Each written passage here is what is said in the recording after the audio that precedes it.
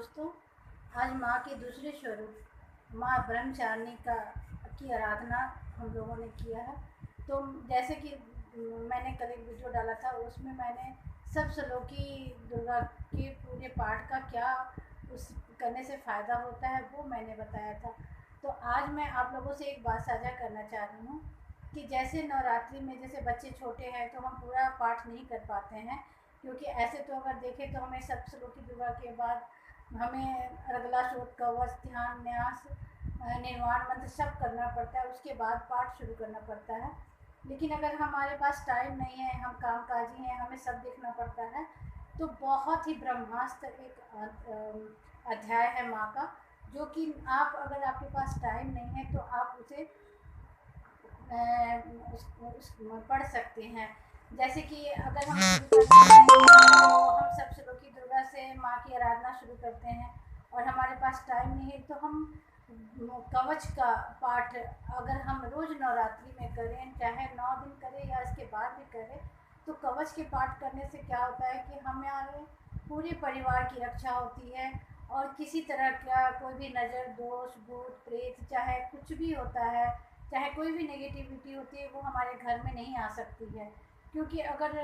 हम कवच का पाठ करके हम अपने बच्चों के लिए और सबके लिए अगर कवच का पाठ करते हैं, तो कवच का पाठ एक ब्रह्मास्त्र है, जिससे कि अगर उस कवच का पाठ किए हुए रहते हैं तो कोई भी तरह की नेगेटिविटी, कुछ भी नज़र दोष चाहे कुछ भी होता है, तो ना हमारे घर को लगेगा और ना हमारे बच्चों को लगेगा। तो इसीलिए मैं आप लोगों से यही कहना चाहती हूँ, क्योंकि मैंने ये करके देखा है, तो ये बहुत ही असरदारक होता है। और माँ सबकी रक्षा करती है। तो कवच का पाठ अगर नहीं, तो मेरे पास टाइम नहीं है, हमें जॉब जाना है या बच्चे छोटे छोटे हैं, तो हम दुर्गा सप्तशती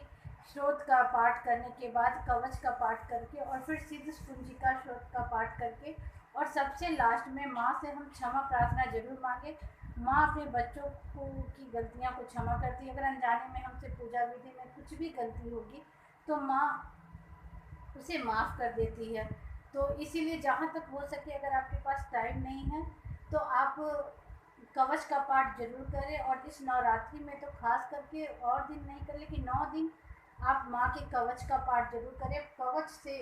हम अपने बच्चों को सुरक्षित रख सकते हैं, अपने घर को सुरक्षित रख सकते हैं, किसी तरह की कोई भी नेगेटिविटी हमें छू नहीं पाती है। तो मैं सोची कि आज मैं आप लोगों के साथ, क्योंकि मेरा भी नवरात्रि का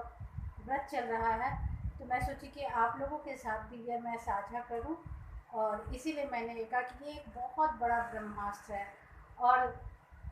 इसका मतलब अगर कवच आप करके घर से निकले तो आपको किसी तरह की कोई भी व्याधि आदि परेशानी नहीं करती है। तो अगर आपके पास टाइम नहीं है, आप पूरा पाठ नहीं कर सकते हैं, तो आप माँ का कवच जरूर करें और अपने बच्चों को भी उससे सुरक्षित रखें। जय माता दी।